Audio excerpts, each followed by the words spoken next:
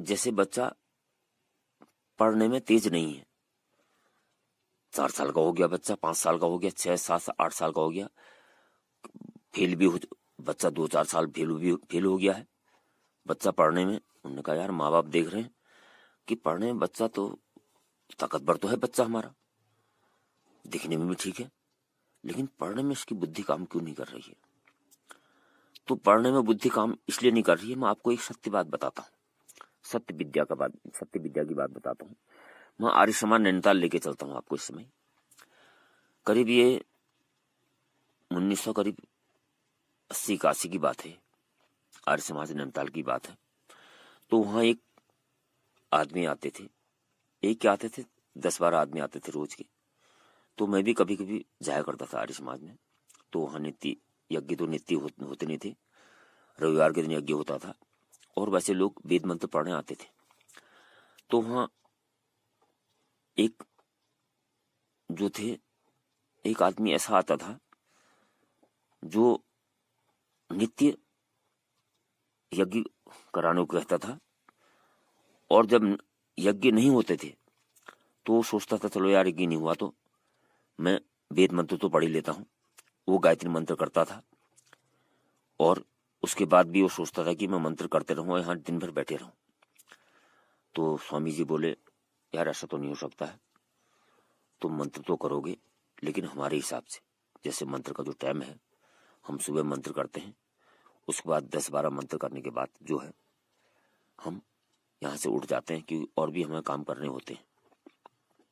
तो वहां एक शर्मा जी थे, उनका लड़का था, उनका लड़का 8 में 2 साल फेल हो गया था।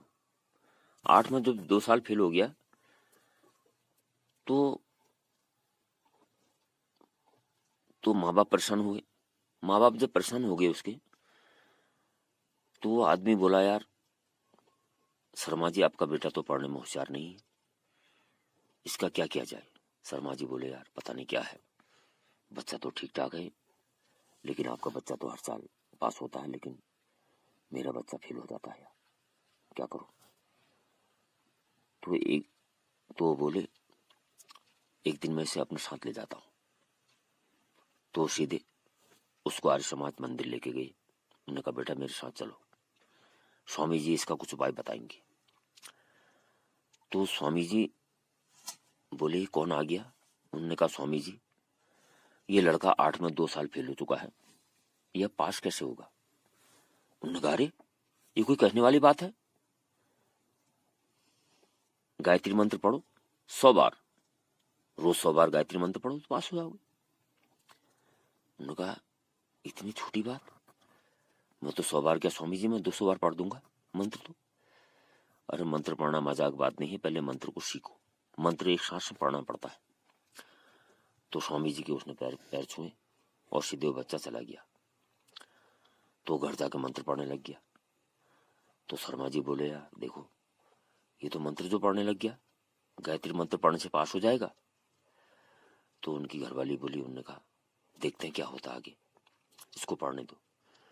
वो सुबह रोज 4 बजे उठ के नित्य नहा धो के वो मंत्र करने लग गया। उन्होंने कहा भी मैंने मंत्र 100 बार करना है और मैंने पास होना है। उसके मन में एक ही आशा थी उसको कि मैंने पास होना है बस। तो मंत्र पढ़ने लग गया। मंत्र पढ़ते पढ़ते जब उसे इतना अभ्यास हो गया कि वो सुबह 4 बजे जब उठे तो 5 बजे तक पूरा मंत्र पढ़ ले। धीरे धीरे 2 महीने हुए, 3 महीने हुए, 3 महीने में उसने पूरा मंत्र सीख लिया। मंत्र जब सीख लिया तो पूरा मंत्र एक सांस में जब पढ़ने लग गया तो उसने जो है 5 बजे तक पूरा मंत्र पाठ करता था। तो एक दिन उसके दिमाग में बात आई, उसने कहा यार जब मंत्र कर लिया उसने, मंत्र पूर्ण हुआ, तो उसने ये देखा कि बाहर देखा उसने कहा बाहर तो अंधेरा है, अब क्या होता मैं सो जाता हूँ थोड़ी देर सो लेता हूँ। फिर उसने कहा नहीं सोना बेकार है, मैं बुक देख लेता हूँ। तो सीधे जाकर अपनी बुकें निकाल ली उसने, वो किताब पढ़ने लग गया। किताब पढ़ते पढ़ते उसे तो ज्ञान की प्राप्ति हो चुकी थी, ज्ञान उसे मिल चुका था। तो तो जब किताब वो देखने लगा तो उसने कहा, यार पहले मुझे तो जोड़ घटाना गुणा भाग भी नहीं आते, मैं क्या देख रहा हूँ इस चीज को, तो पहले जोड़ घटाना गुणा भाग सीख लेता हूँ। जब पहले जोड़ बनाना सीखा उसने, जब जोड़ना सीखा तो उसने कहा 6 और 6 12 होता है। इतने में बता रही, उससे तो बड़े सरल लगे सवाल। उसने थोड़ी देर में जोड़ घटाना गुणा भाग सीख ली।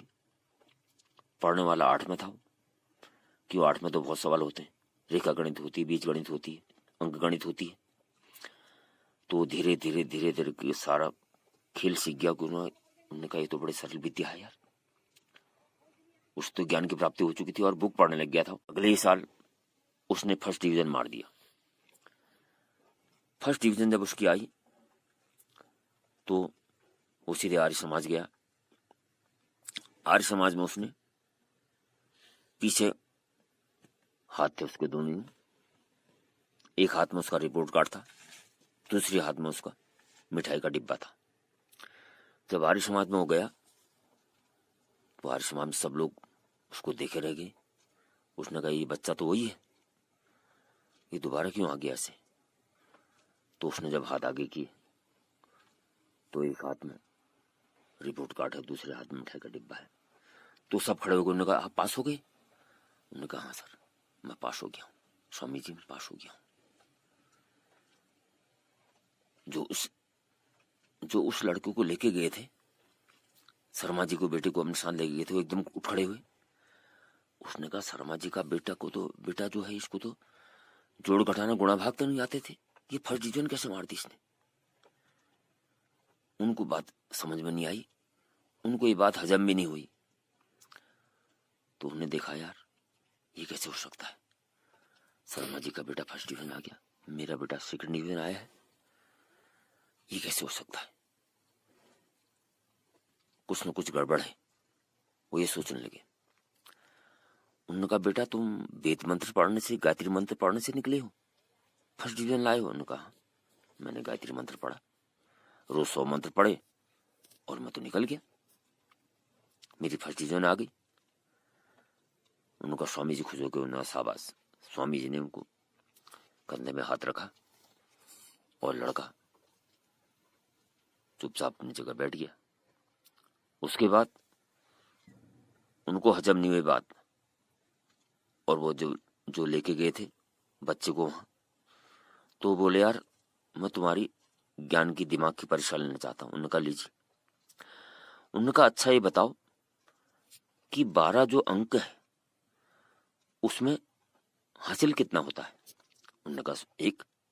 उन्होंने कहा सर, उनका अंकल 1। उन्होंने कहा 1 हासिल कहां से हुआ बताओ। उन्होंने कहा अंकल जो 12 जो लिखा हुआ है, 12 की जो बाएं हाथ की संख्या है वो हासिल की संख्या होती है, इसलिए एक हुआ। क्यों कहां से जोड़ा? तुम्हें जोड़ तो आया नहीं। उन्होंने कहा जोड़ा नहीं, आप तो संख्या पूछ रहे हैं, मैं बता रहा हूं संख्या आपको कि बाएं हाथ की संख्या जो है 1 है, तो 1 हासिल हुआ। 12 में 1 आता है? उन्होंने कहा अंकल 1 आता है। और 120 में? उन्होंने कहा 12। उन्होंने कहा 12 कहां से आ गया? उन्होंने कहा अंकल संख्या सैकड़े को पार कर चुकी है, वहां 120 हो चुका है, तब 12 यहां लिखा हुआ है। अब दहाई का अंक नहीं, अब सैकड़े में चले गया है, सैकड़ों को पार कर चुका है अंक। उन्होंने कहा तो मुझे समझाने लग गया यार अब क्या होता है। उसने कहा अच्छा 19 में 5 का भागा कितनी बार गया? उन्होंने कहा 3 बार। उनका अंकल ये तो आप बच्चों वाले सवाल मुझसे पूछ रहे हैं, अब मैं आपसे एक सवाल मैं पूछता हूँ। उनका बस बस बेटा रहने दो यार, ये पता नहीं कौन सा सवाल पूछेगा, अगर मैं नहीं बता पाऊंगा तो मेरा मजाक उड़ाएंगे लोग। वो सीधे बाहर उठ के आ गए और बच्चा भी उनके साथ आ गया, क्योंकि बच्चे का घर, वो अंकल का घर साथ साथ था। शर्मा जी और वो जो जो बच्चे को लाए थे वो दोनों दोस्त थे। तो वो बाहर आए तो कहने लगे बेटा एक बात बताओ, एक बात मुझे हजम नहीं हो रही। हाँ अंकल बताइए। उन्होंने कहा तुम वाकई में सचमुच में गायत्री मंत्र पढ़ के आगे निकले हो, तुम पास हुए हो? उन्होंने कहा नहीं अंकल, मैं गायत्री मंत्र पढ़ने से पास नहीं हुआ, मैं बुक पढ़ने से, किताब पढ़ने से पास हुआ हूं। गायत्री मंत्रों ने मेरे दिमाग को, मेरी जो रक्त कोशिकाएं जिसको हम टिश्यू कहते हैं उनको मेरे फेफड़ों को, मेरी सांसों को पक्का कर दिया, मेरे ज्ञान को पक्का कर दिया, मेरी बुद्धि को पक्का कर दिया, और मैं बुक पढ़ के ही निकला हूं। तो गायत्री मंत्रों में इतनी शक्ति होती है, गायत्री मंत्र वो चीज होते हैं। इसलिए मैं कहता हूं गायत्री मंत्र आप यज्ञ मत करो, आपके पास समय नहीं है। पता लग रहा कि इसकी ड्यूटी जो है 4 बजे से, तो उसको कहाँ टाइम है। पता लग रहा 3:45 बजे उठ गया, अभी 3:30 बजे उठा, नहाना भी है, धोना भी है, या फिर वैसे ही भागना है। 1 घंटे नहीं पढ़ना आपको गायत्री मंत्र, सिर्फ एक मंत्र पढ़ना है। आप लंबी सांस भरिए। ओम भूर्भुवः स्वः तत्सवितुर्वरेण्यं भर्गो देवस्य धीमहि धियो यो नः प्रचोदयात्। एक बार पढ़ लीजिए बस, आपकी सांसें पक्की हो जाएंगी, फेफड़े पक्के हो जाएंगे, रक्त कोशिकाएं पक्की हो जाएंगी। एक तो भगवान का नाम आपने ले लिया, दूसरा आपने मंत्र कर लिया। बाहर की मालिश जो होती है तेल से होती है, ये बाहर शरीर की आप मालिश करते हो ना, तेल से होती है। अंदर हाथ थोड़ी क्या जाता, अंदर हाथ नहीं जाता शरीर के, तो अंदर की मालिश मंत्रों से होती है। मंत्र जो है अंदर से शरीर को पक्का कर देते हैं। आप करके देखिए।